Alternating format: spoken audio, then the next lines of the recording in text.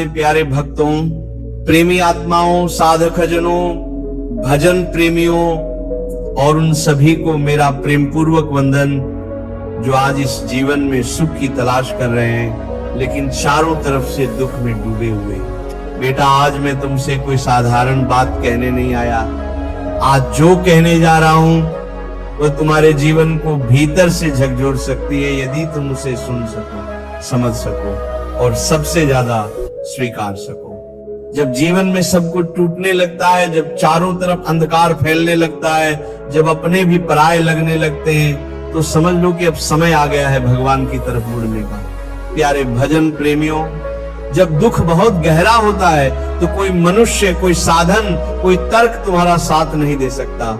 उस समय केवल एक चीज है जो तुम्हें संभाल सकती है, और वो है प्रभु का नाम। जब मन डगमगाने लगे, हृदय कांपने लगे, आंख तुम्हारे लिए, जब तक तुम अपने हृदय को प्रभु की तरफ नहीं मोड़ते। एक बार एक साधारण किसान मेरे पास आया, कहने लगा, महाराज जी, घर में कलह है, खेत सूख गया है, उधार चुकाने के पैसे नहीं है, बच्चे बीमार हैं, अब मैं क्या करूं? मैंने मुस्कुराकर पूछा, तू हर दिन भगवान का नाम लेता है। कहने लगा, वो सब तो ठीक है, पर अभी तो हालत बिगड़ी है। मैंने कहा, बेटा, हालत इसलिए बिगड़ी है क्योंकि तूने नाम को वक्त आने पर काम आने वाली दवा समझ लिया है, पर वो तो जीवन की हवा है जो हर पल चाहिए होती है। भक्तों, हम भगवान को भूलकर संसार के पीछे भागते हैं, और फिर जब संसार पीठ दिखा देता है तब पूछते हैं, भगवान कहाँ है? जैसे बच्चा माँ को छोड़कर आग की तरफ भागे और फिर चिल्लाए, माँ कहाँ थी? माँ तो पीछे से पुकार रही थी, रो रही थी, पर बच्चा तो अंधा हो गया था अपनी जिद में। सज्जनों, जब दुख तुम्हें तोड़ रहा हो तो ये मत सोचो कि ईश्वर ने छोड़ दिया है, बल्कि ये समझो कि ईश्वर तुम्हें अपने पास खींच रहे हैं, जैसे लोहे को आग में डालकर उसे शुद्ध किया जाता है। प्रेमी आत्माओं, दुखों की गहराई में ही भक्ति का बीज अंकुरित होता है। जिसको जीवन ने नहीं तोड़ा वो भगवान को पूरी तरह पकड़ नहीं पाता।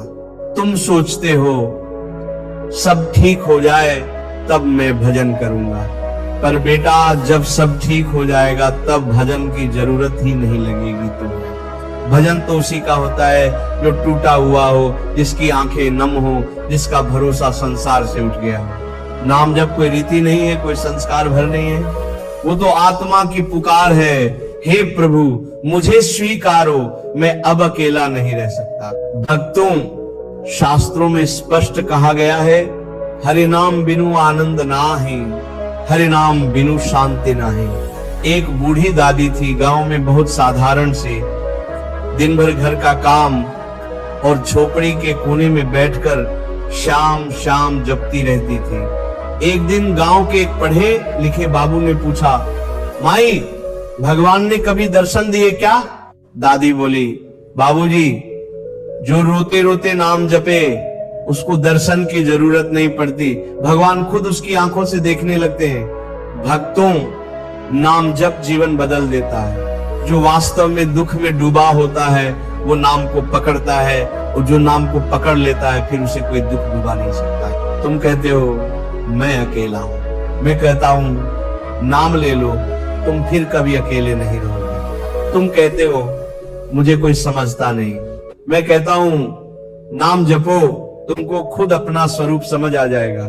तुम कहते हो मुझे सुख चाहिए, मैं कहता हूं सुख नहीं चाहिए, प्रभु चाहिए, और जहां प्रभु है वहां सुख स्थायी होता है। भक्तों, जब तुम दुख में डूबे हो तो वही समय है अपने जीवन की दिशा बदलने का, क्योंकि संसार ने तो तुम्हें दिखा दिया कि वो छलावा है। अब प्रभु को अवसर दो कि वह तुम्हें अपना सच्चा आनंद दे। सुनो प्यारे बच्चों, तुम्हें दुख इसलिए नहीं मिला कि तुम पापी हो, बल्कि इसलिए मिला कि अब प्रभु तुम्हें अपने पास बुलाना चाहते हैं। एक बार एक बालक रो रहा था, माँ पास थी, पर उसने उसे चुप नहीं करा।